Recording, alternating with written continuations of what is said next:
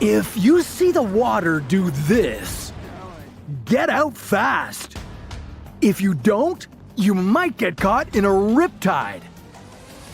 What are the warning signs?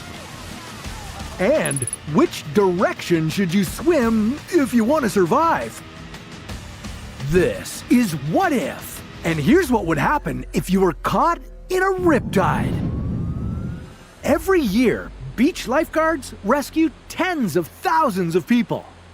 4 out of 5 times, it's from these rip currents, also called riptides. But you can avoid them. Keep track of suspiciously calm areas between the waves and watch for different colors in different spots.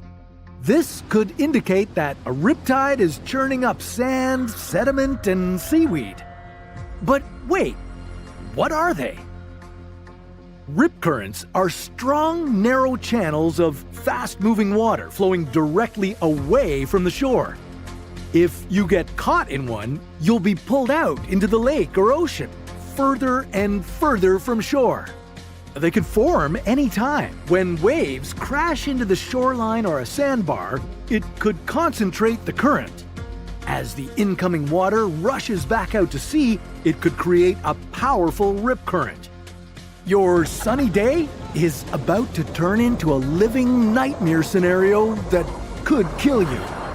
One moment you're splashing about, enjoying the water. The next, you're knocked off your feet and the water is dragging you away from the shore. If you lose your balance, the current could pull you down along the bottom. This is rare, but if it happens, the best thing you could do is relax your body. That will help you come back to the surface. Typically, rip currents move at speeds of up to 0.6 meters per second, but some have traveled at 2.5 meters per second, and unfortunately, you're caught in a quick one. Within seconds, you're 12 meters away from the shore, and with each second, the current will pull you further away. Your first instinct would be to begin swimming back to shore, but that would waste your time and energy. Even an Olympic swimmer would struggle to swim against a current this fast. If you aren't a strong swimmer and you keep fighting the current, you'll feel exhausted and risk drowning. And it'll be hard to breathe. The rip current would be pulling you under the surface. And then, I'm sorry to say it, but it would be game over for you. But luckily, you're watching this video, so if you do get caught in this life-threatening situation, you'll know what to do. The best thing would be to relax. Don't fight against the powerful current. Instead, swim away from it on a 90-degree angle, parallel to the shoreline. But that wouldn't get you any closer to safety, would it? Well, surprisingly, it would. Eventually, you'd swim to a place where the current weakens and stops pulling you outward. Generally, riptides are only about 25 meters in width, so if you don't struggle directly against the water's flow, you likely won't have to swim too much to escape the current. Now you're free from the powerful moving water, so you should be able to swim back to shore. Or you could try to regain your strength by floating on your back. If you can do it, this would also be a good time to call or wait for help from a lifeguard. Once back on shore, you'd feel pretty happy that you've cheated death, but the danger wouldn't be over just yet. Within 48 hours, you could have a condition called pulmonary edema.